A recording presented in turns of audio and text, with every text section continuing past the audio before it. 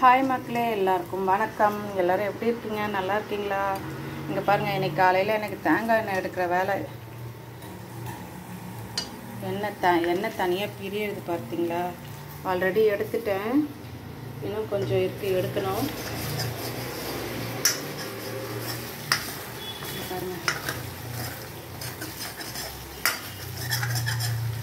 அப்படியே தனியாக பிரிஞ்சு வருது பாருங்கள். இந்த எண்ணெயை எடுத்து அப்படி ஃபில்டரில் தேங்காய் பால் எடுத்துகிட்டு ஒரு நாள் அப்படியே வெளியிலே வச்சிட்டிங்கன்னா அது ஃபெர்மெண்டேஷன் ஆகும்.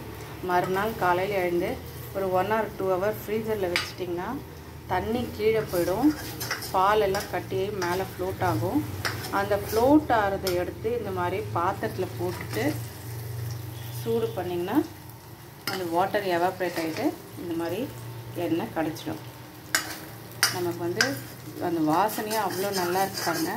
குழந்தைங்களுக்கு யூஸ் பண்ணலாம். நம்ம ஹேருக்கு ஃப்ரெஷ்ஷாக கிடைக்கிற கோகோனட் ஆயில், எப்பவுமே கோகோனட் ஆயில் பெஸ்ட்டு. ஸ்கின்னுக்கு அதுக்கெல்லாம் ரொம்ப நல்லது.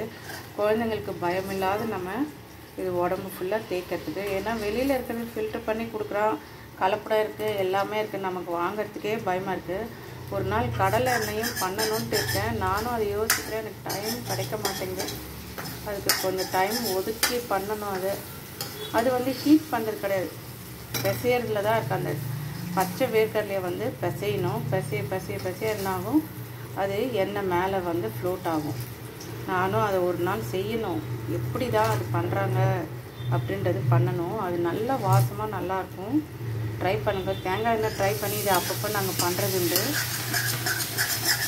நான் ஹெர்பல் ஹேர் ஆயில் ப்ரிப்பேர் பண்ணுறதுக்கு இந்த எண்ணெய் மாதிரி எண்ணெய் தான் யூஸ் பண்ணுறது. நான் அப்படியே கருப்பாக தீர வரைக்கும் நம்ம அடுப்பில் வச்சு கொண்டுகிட்டே இருந்தோம்னா எண்ணெய் அப்படியே பிரிஞ்சு வரும். அது நம்ம வச்சு யூஸ் பண்ணிக்கலாம். இங்கே பாருங்கள்,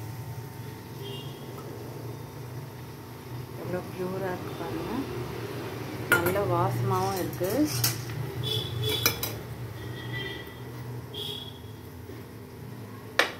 எப்படியும் 150 ml இருக்குன்னு நினைக்கிறேன். இது இவ்வளோ நல்லா இருக்குது பாருங்கள். வாசனையும் நல்லா வருது.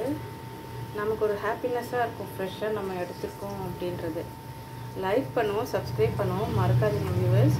நான் இப்போ லாங் வீடியோஸ் தான் எப்போ போடுறது. நீங்கள் மறக்காமல் ஃபுல்லாக பாருங்கள். ஓகே, தேங்க்யூ, பாய்.